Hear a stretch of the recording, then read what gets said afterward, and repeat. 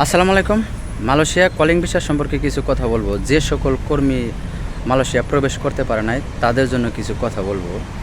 আজও কি আপনারা টাকা ফেরত পাবেন? তবে সেই আশ্বাস দিল মালয়েশিয়ার প্রবাস কল্যাণ মন্ত্রণালয়ের যে অফিস থেকে মন্ত্রী আছে, সেই মন্ত্রী কালকে ঘোষণায় বলল, সে বলল যে 8ই জুন 2024-এর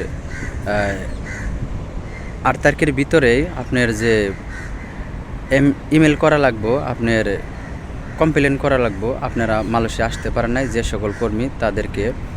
যে 6 সদস্যের একটা কমিটি গঠন তৈরি করা হয়েছে আপনার তদন্ত করার জন্য, তাদের সাথে তাদের কাছে ইমেল করা লাগবো আপনি আসতে পারেন নাই মালয়েশিয়া, তাহলে আপনি টাকা ফেরত পাইবেন। তো এই ব্যাপারে মন্ত্রীকে জিজ্ঞেস করা হয়েছে, আপনি কি সময় বাড়াইছেন বা তাদের টাকা পয়সা ফেরত দেওয়ার সিদ্ধান্ত কি, বা কতজন লোক আপনাদের কাছে রিপোর্ট করেছে?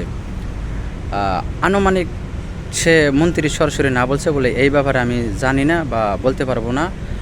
এবং কি এরপরে বলল, আপনারা কি সময় বাড়াইছেন করার জন্য, আপনার অ্যাপ্লাই করার জন্য, আবেদন করার জন্য, টাকা যে সকল কর্মী আসে নাই টাকা ফেরত দিবেন তাদেরকে?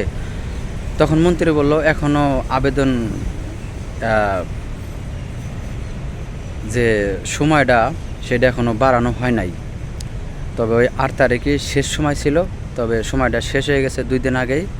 তবে আজকে সে ঘোষণা দিব, একটা মিটিং করব, মিটিংয়ের মাধ্যমে আবার সে জানাইব কতজন লোক কমপ্লেন করেছে বা তাদের টাকা কিভাবে ফেরত দিব।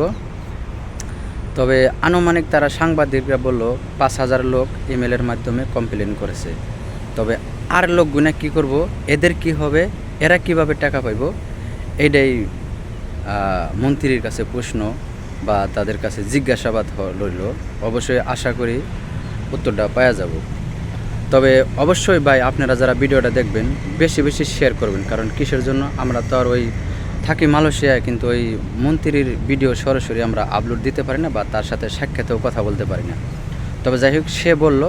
তবে দুঃখের বিষয় হলো, আমরা যারা পূর্বাসে আসি বা যারা আসতে পারে নাই, মালয়েশিয়া আসছে তাদেরও কষ্ট, যারা আসতে পারে নাই তাদেরও দুঃখের শেষ নাই। কারণ কিসের জন্য, যারা না আসছে তাদের টাকা কবে ফেরত পাইব বা পাইব কি না এখনও কোনো কিছু বলা যায় না বা সিদ্ধান্ত হয়নি এখনও মন্ত্রীরা মিটিংই করে নাই টাকা ফেরত দেবো কীভাবে বা কত টাকা ফেরত দেব বা কতজন লোক কমপ্লেন করেছে তাদের ইমেলে, কতজন লোক হয়েছে, কিছুই জানে না। এরপরে যারা আসছে মালয়েশিয়া, তারাও কাজের জন্য আসার পরে কাজ পায় নাই, তারা বসে রয়েছে, তাও এক ঝামেলা, মানে তাদেরও এক কষ্ট। কী যে যন্ত্রণা, এই মালয়েশিয়ার কলিং ভিসার কষ্ট যে শেষ কবে হবে বা কোথায় যাবে এখনও কেউ বলতেই পারে না বা কেউ জানেও না। যাই হোক, লক্ষ লক্ষ টাকা কর্মীদের কবে ফেরত দিব এই বাংলাদেশ প্রবাস কল্যাণ মন্ত্রণালয় থেকে বা এজেন্সিগুলা, তারা কিভাবে টাকা ফেরত দেব এখনও সিদ্ধান্ত হয়নি। তবে আশা করা যায় টাকা ফেরত দেবো আর কি, তবে কিভাবে দেব এখনও বলা যায়নি। তবে যাই হোক ভাই, সবার অনুরোধ রইল ভিডিওটা বেশি বেশি শেয়ার করবেন, কারণ কিসের জন্য, আজকে আপনার একটা শেয়ারের জন্য একটা ভাই যদি উপকার হয়, আপনার টাকা সে যদি এই ভিডিওটা শুনে যদি তার টাকা উদ্ধার হয়, অবশ্যই এই আমারও ভালো লাগবো, আপনিও আর সব পাইবেন।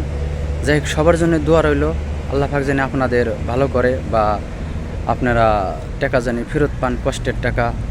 যাই হোক, অনেক ভাই অনেক দিকে কমেন্ট করবে লাগছেন, ভাই আমরা কি মালয়েশিয়া আসতে পারবো না, বা কোম্পানি যদি আমাদের নেয় তাহলে কি আমরা যাইতে পারবো? ভাই, এখন কোম্পানির হাতে কোনো নাই, কোম্পানির কোনো হাত নাই এই জায়গায়। এখন মালয়েশিয়া সরকার যদি ফেরা নতুন করে কোনো ঘোষণা দেয় তাহলে আপনারা আসতে পারবেন, আর না হলে না। আর সরকার ডাইরেক্ট ঘোষণা দিয়েছে, ফাইনালি ঘোষণা, আর কোনো সময় বাড়াইব না বা মালয়েশিয়া কোনো কর্মী প্রবেশ করতে পারবো না। যাই হোক ভাই, আপনি যদি আমার চ্যানেলে নতুন হয়ে থাকুন অবশ্যই চ্যানেলটা সাবস্ক্রাইব করে দেবেন, পাশে থাকা বেল আইকনটা অন করে রাখবেন। আর অলরেডিও যদি আপনি সাবস্ক্রাইব করে থাকুন তাহলে আপনাকে অসংখ্য ধন্যবাদ। পেজ থেকে দেখলে পেজটা ফলো দিয়ে বেশি বেশি শেয়ার করে সবাইকে দেখার সুযোগ করে দেবেন। সবাই ভালো থাকবেন, সুস্থ থাকবেন, দেখা হবে অন্য কোনো নতুন ভিডিওতে। আল্লাহ হাফেজ।